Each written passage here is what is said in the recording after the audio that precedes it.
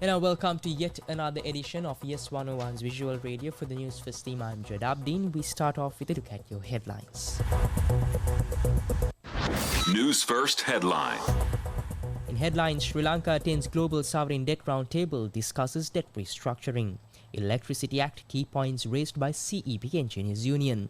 Enhancing school nutrition, fortified rice distribution initiative commences. Reverend Father Cyril Gami Fernando records statement over 2019 Easter attacks.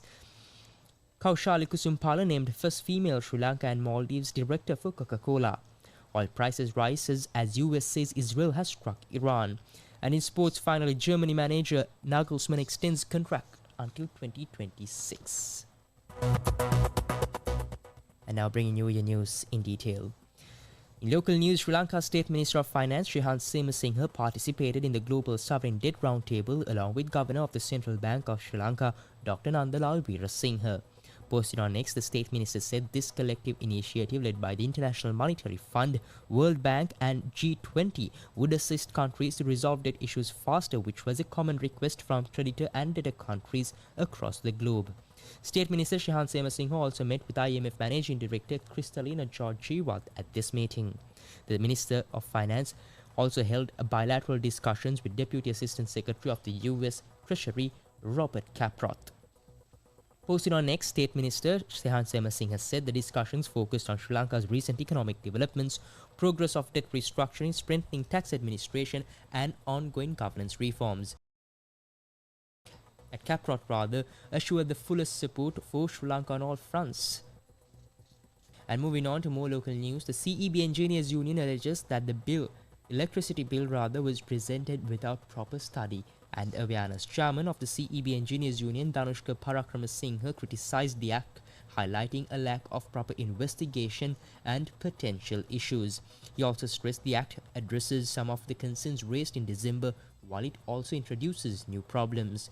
He added the act also requires cabinet approval for the sale or transfer of ownership of 12 specific companies, claiming that such decisions involving invaluable national assets should require parliamentary approval due to their accountability to the public and not the cabinet. However, Minister of Power and Energy Kanchana Wijesekara said the purpose of the act is to reduce the cost of electricity generation. And moving on to even more local news, the distribution of fortified rice provided by the World Food Programme on behalf of the program, initiated under instructions of President Ranil Wickremesinghe to provide a nutritious meal for school students, commenced today at the Veyangura Warehouse Complex. In an effort to reduce iron deficiency among school children, fortified rice is provided for school meals, while this distribution will be conducted under the supervision of MHAM Riflan, Director General for the Partnership Secretariat for World Food Programme Corporation, which operates under the purview of the Presidential Secretariat. As planned, the distribution of 735 metric tons of rice to provincial level schools commenced today as part of the first phase and will continue tomorrow. This rice stock is being delivered to schools under the supervision of officials from the respective provincial departments of education and public health inspectors. And moving on to more local news, Coca-Cola has named Kaushali Kusumpala as the new country director for Sri Lanka and Maldives, marking a historic moment as the first woman from Sri Lanka to hold this position. Effective April 1st, 2024, Kusumpala takes over the reins from Pankaj Singha, who previously led the region in 2019. In her new role, Kusumpala will foster close collaboration with various groups across Sri Lanka and Maldives. This includes working hand in hand with bottling partners, customers, industry associates, consumers and external stakeholders.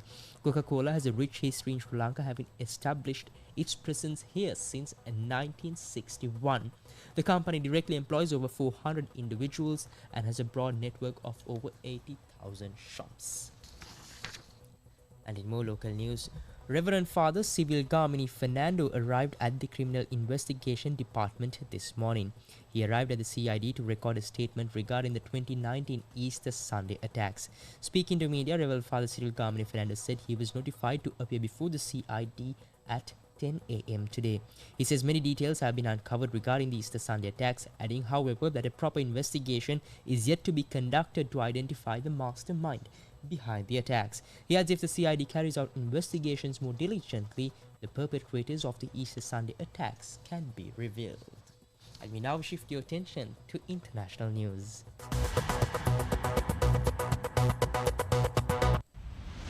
International news. And in international news, oil and gold prices have jumped after the US officials said an Israeli missile had struck Iran. Brent crude, the international benchmark, rose to over $90 a barrel after reports emerged of an attack by Israel before falling back when Iran sought to downplay the significance. Gold briefly came close to record high before settling below $2,400 an ounce. There are concerns a worsening conflict in the Middle East could disrupt oil supplies. And up next is your update on sports. Sports news.